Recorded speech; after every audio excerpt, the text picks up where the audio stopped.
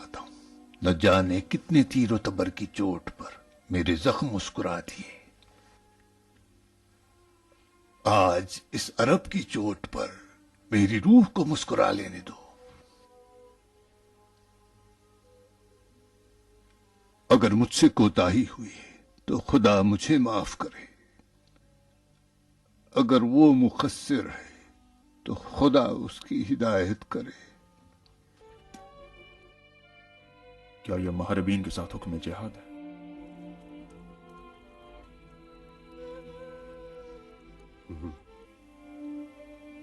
علی کا حکم جہاد ہے، اپنے ایک مرید کو بنام مالک، جو اشتر کے نام سے جنگ مصر کی سرداری کرے گا، جو بڑا سخت ہے،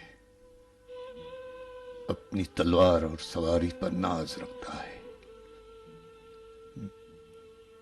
دعا کرنا ادے۔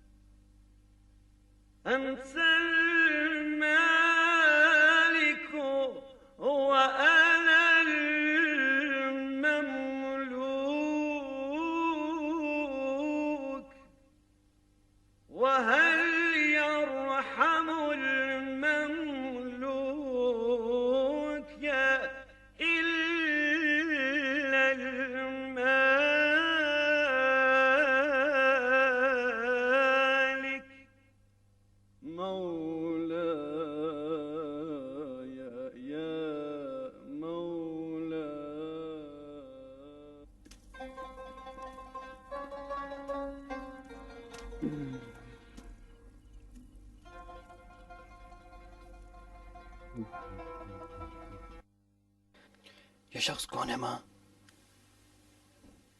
یہ وہ ہے کہ جس کے دل کی گہرائیوں میں سارے عالم کا غم ہے۔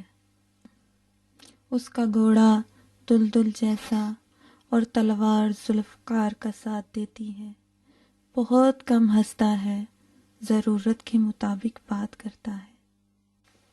اس کی آنکھوں میں ڈوب کر دیکھو ابراہیم، غربت چھلکتی ہے۔ مناجات کے علاوہ اسے روتا نہیں پاؤ گے۔ ہم سفر علی ہیں، تمہارا بابا،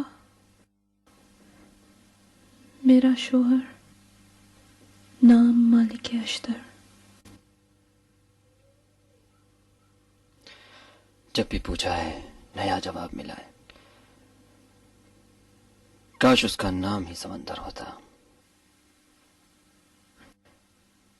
چلو ابراہیم، سمندر طوفانی ہے۔ ڈرو نہیں ماں، سمندر کی طغیانی بھی دیدنی ہے۔ نہیں ابراہیم، چلو بیٹا، چلتے ہیں۔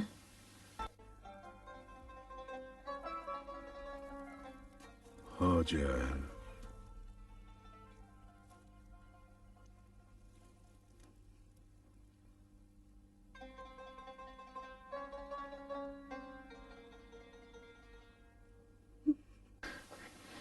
ساری زندگی منتظر رہی کہ کبھی تو وہ مجھے میرے نام سے پکاریں۔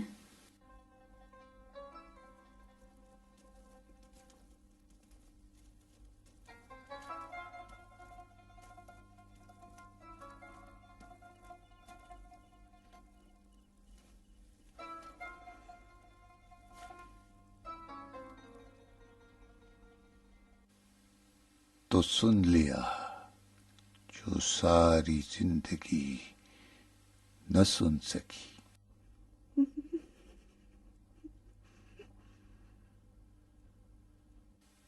گھر سے نکل آئی ہو، معلوم تھا گھر نہیں آؤ گے، اس لیے گھر کو یہاں لے آئی ہوں۔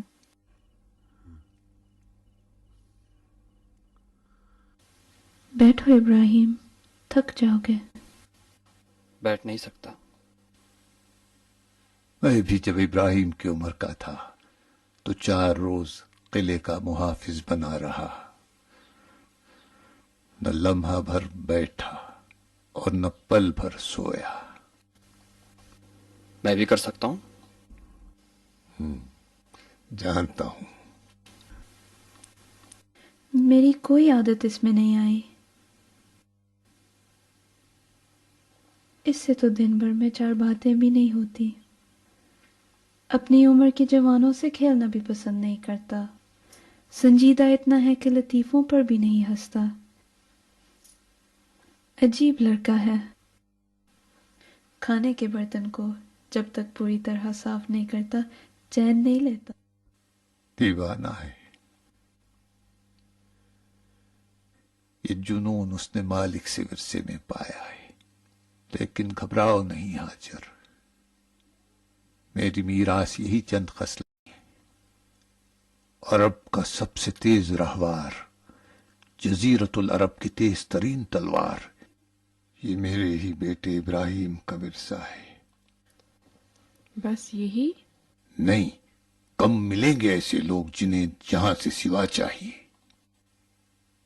لیکن میری میراث صبر و رنج علی ہے۔ دل کی آبادی امامت کے نور سے منور ہوتی ہے۔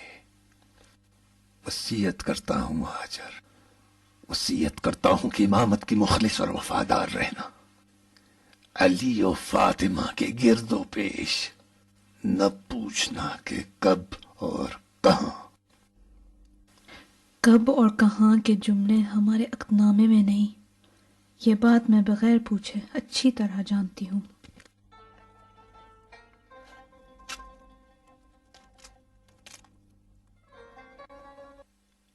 ہاجر، جی؟ ایک خبر نے مجھے خانہ خدا کا خانہ نشین کر دیا ہے۔ اگر تم سنو گی تو غزہ سے سیر ہو جاؤ گی۔ سنا ہے۔ سنا ہے؟ آپ کے ہمراہی میں جانا ہاجر کے لیے باعث سے فخر ہوگا مالک۔ افتخار کروں گی کہ میں ایسے انسان کے ہمدم، ہم سفر اور مونس ہوں جو رسول خدا کا عزیز ترین انسان کا مددگار ہے۔ مبالغہ کر رہی ہو ہاجر۔ میرا علی کی اس حدیث کا راوی ہونا تمہیں برا لگے گا جو ہر زبان پر جاری ہے۔ برا کیوں لگے گا ہاجر؟ میں علی کے رفتار اور گفتار کا شیدا ہوں۔ روایت کرو ہاجر، مجھے سکون ملے گا۔ مالک میرے لیے ایسے ہیں جیسے پیغمبر کے لیے علی۔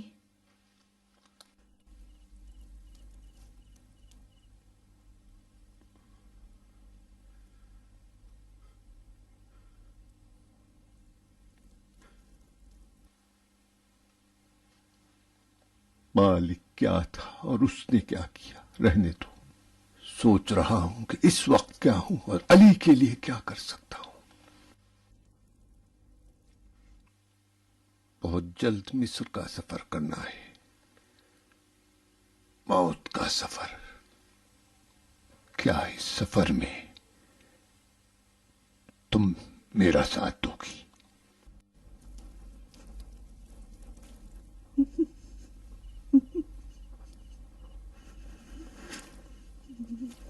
بابا، کیوں موت؟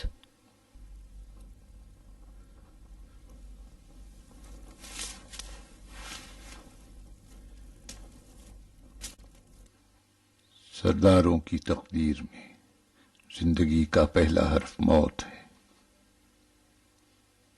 ایک رہوار اور ایک تلوار لے کر اس محاذ پر جا رہا ہوں جہاں ہر طرف سے ہزاروں ابلیس نے ڈیرے ڈال رکھے ہیں۔ تم آئے اور میری پریشانی کے مہمان ہوئے۔ اپنا درد دل تو میں تمہیں کو بتا سکتا ہوں۔ اگر ہمت سے کام لو تو آج مالک کے 1000 درد فاش کر دوں، جو پھر بھی وہ علی کے آنسوؤں کا ایک ادنا خطرہ بھی نہ ہو سکے گا۔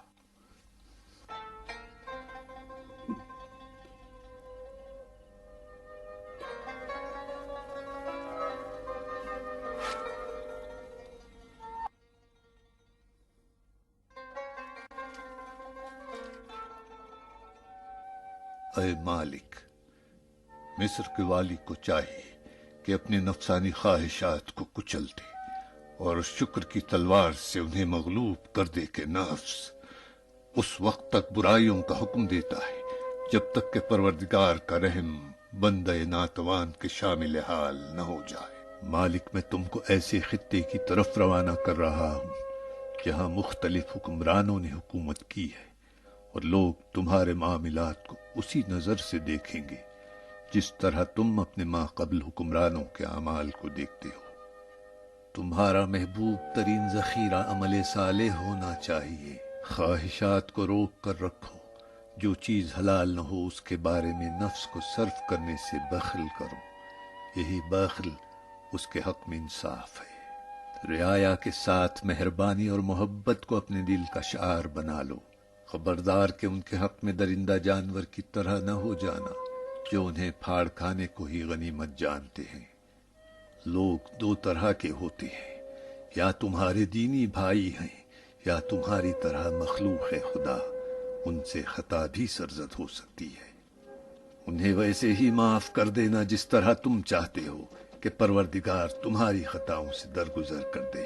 رعایا کی خطا کو درگزر کرنے کے لیے خود ان کا والی دوسروں سے زیادہ سزاوار ہے، لہذا جس قدر ہو سکے ان کی خطاؤں پر پردہ پوشی کرو تاکہ خدا تمہارے گناہوں کی پردہ پوشی کرے۔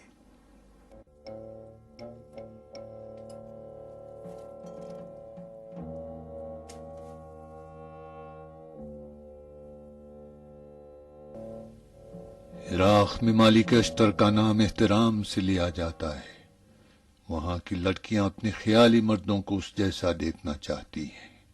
عراق میں بہت کم بچے ہوں گے جنہوں نے اپنی ماؤں سے مالک اشتر کی شجاعت کے افسانے نہ سنے ہوں۔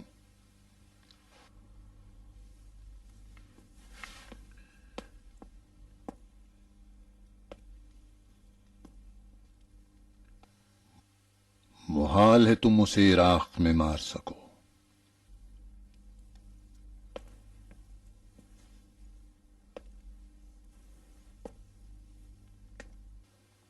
مصر کی سرزمین میں مالک مجبور ہے کہ ان دو علاقوں میں سے کسی ایک علاقے پر قیام کرے، قلزم یا فسطاط۔ کوئی تیسرا راستہ نہیں ہے، اور ہم ان دونوں ہی علاقوں پر جال بچھا دیں گے۔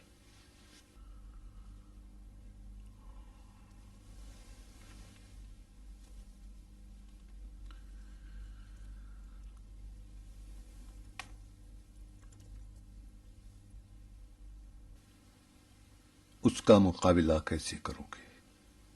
مالک بغیر لشکر کے مصر جا رہا ہے، اس کو ہرانا کوئی مشکل کام نہیں ہے امو جان۔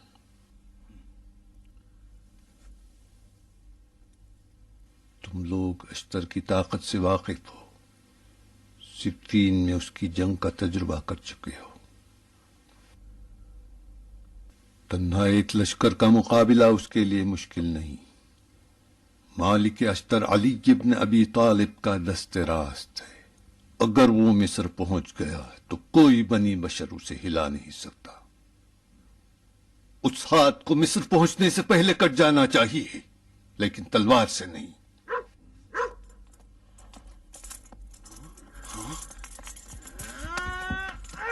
پکڑ لیا، آؤ یزید، لو پکڑ لیا، پکڑ لیا، آؤ بھتیجے۔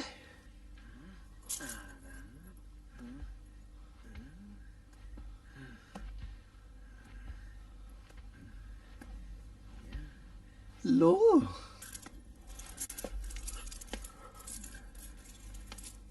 تو پاک ہے جو فرش پہ بیٹھ گیا، کتے کے بچے۔ یہ کتا تو شکاری ہے، جب پرندے شکار کرتے ہیں تو یہ اپنے منہ میں پکڑ کر لاتا ہے۔ کتا کتا ہوتا ہے، تمہیں بتا دیا تھا کہ یہاں سنت اور رسوم کے علاوہ کوئی کام نہیں ہو سکتا۔ اماں جانتی ہیں۔ تیری ماں کے پاس کا لشکر لے جاؤں گا ثابت کرنے کے لیے کہ مسلمانوں کے پاس کتا نجس ہے۔ چچا جان، یہ تو روزانہ 2 مرتبہ نہلایا جاتا ہے، روزانہ 2 مرتبہ۔ یزید بچہ ہے، تمہیں شرم نہیں آتی کہ ان ہنگامی حالات بچوں اور کتوں کے ساتھ ہو؟ ولید کا دل تو بچوں کی لڑائیاں، کتوں کا بھونکنا اور مرغوں کی اذانوں سے لگتا ہے۔ ہم نے نشستوں میں سوائے بحران اور ہنگاموں کے کچھ بھی نہیں دیکھا۔ اگر ایسی ہی سنت شکنی کرتے رہے تو اپنے باپ کی روح کی قسم میں تم سب سے رشتہ داری توڑ دوں گا۔ نکل جاؤ۔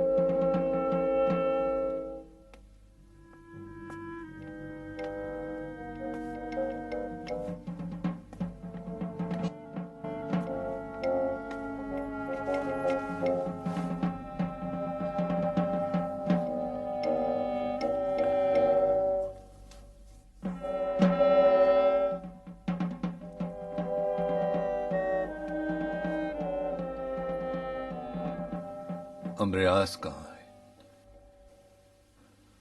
انہوں نے جب سے یہ سنا ہے کہ مالک مصر کی طرف جا رہا ہے، سجدے کی حالت میں مسلسل یہ دعا کر رہے ہیں کوئی غیبی ہاتھ مالک کے 2 ٹکڑے کر دے۔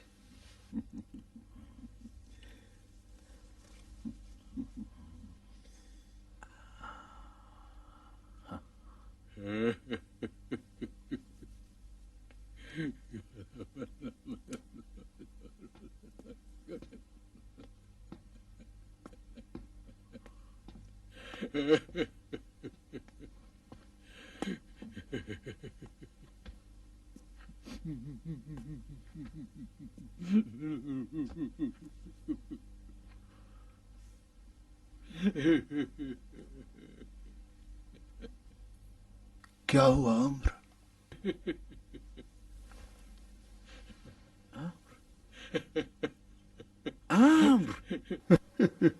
جاؤ جاؤ جاؤ۔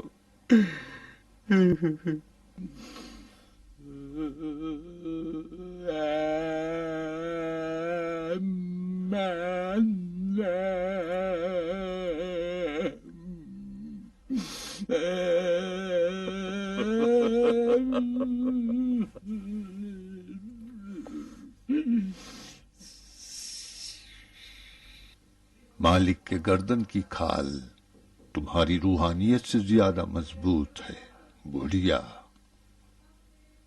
مصر کو دعاؤں سے نجات دلانا چاہتے ہو؟ اور کیا، اور نہیں تو کیا۔ یہ ثابت کرنے کے لیے کہ میری بھی دعائیں قبول ہوتی ہیں، مختصر وضاحت کی ضرورت ہے۔ البتہ مشکل ہے، لیکن امر کی بھی عادت رہی ہے کہ کیل کو پتھر ہی میں گاڑے۔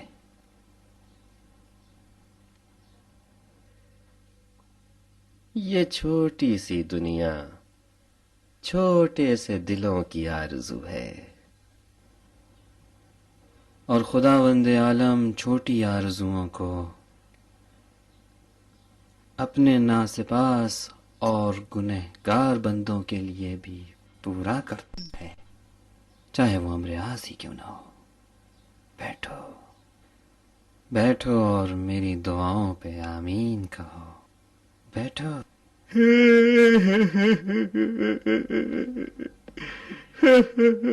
اپنے یہ بڑے بڑے کان ذرا زمین پر لگاؤ تاکہ مالک استر کے گھوڑے کی سموں کی آوازیں مصر کی جانب قلزوم کے علاقے میں سنائی دیں۔ حاجی، بجائے دعا کے سوچو۔ آنکھیں موٹی کر کے زبانی جمع خرچ کرنے کے بجائے تم کوئی معجزہ دکھاؤ پیغمبر بے نوا۔ مصر ہاتھوں سے کھو دو گے۔ کون سا مصر؟ وہی بہشت جس کا وعدہ کیا ہے، جس کی آرزو میں تمہاری داڑھی سفید ہو گئی ہے بدبخت۔ میرا مصر میرے خیالوں میں آباد ہے، جس کی وسعت امر آس کے شعور کی وسعتوں جتنی ہے، نامحدود۔ ساحل نیل پہ بنا ہوا فرعونوں کا مصر زندان سے بڑھ کے نہیں۔ میری جنت، میرے خیالوں کی سرزمین ناقابل تسخیر ہے ابا یزید۔ تم دیوانے ہو گئے ہو، مالک کے خوف نے تمہیں دیوانہ کر دیا ہے۔ تم اپنے سرداروں کے ساتھ مالک اشتر کے مقابلے کے لیے کس محاذ کا انتخاب کرو گے؟ فسطاط۔ لیکن میں قلزم میں اسے ڈھیر کر کے دکھاؤں گا، ہمیشہ کے لیے۔ تم قلزوم میں تھے، وہاں کے لوگوں کو زیادہ جانتے ہو۔ سنا ہے قلزوم والے علی کے وفادار ہیں۔ ہوں گے، ایک ہی، ان میں سے ایک ہی میرے لیے کافی ہے۔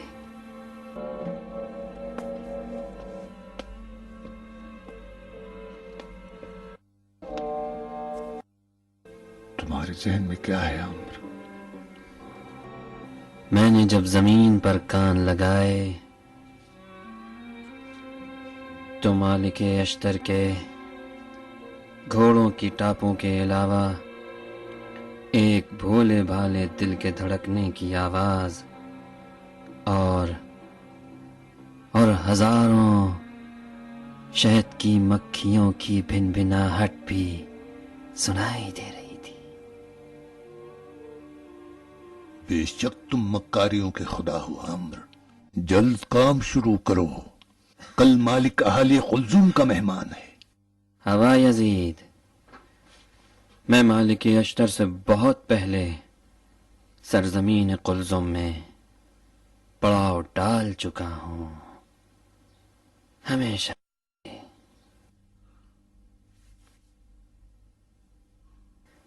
کچھ سمجھے؟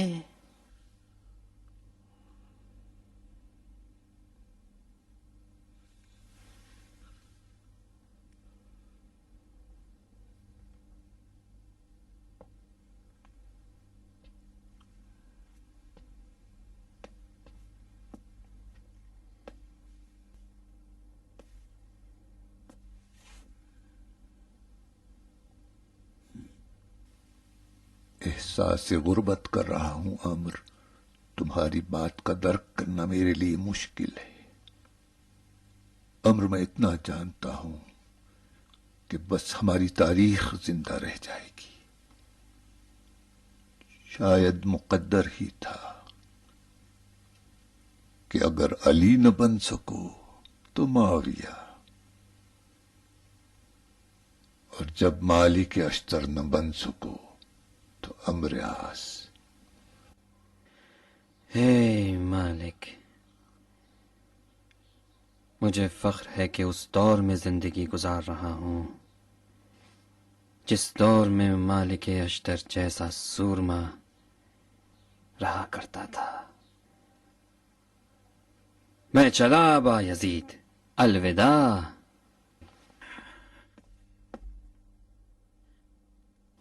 ابا یزید، قتل کے الزام سے بچنے کے لیے منبر پہ جا کے لوگوں کو دعا کے لیے کہو اور سارے الزام خدا پہ تھوپ دو۔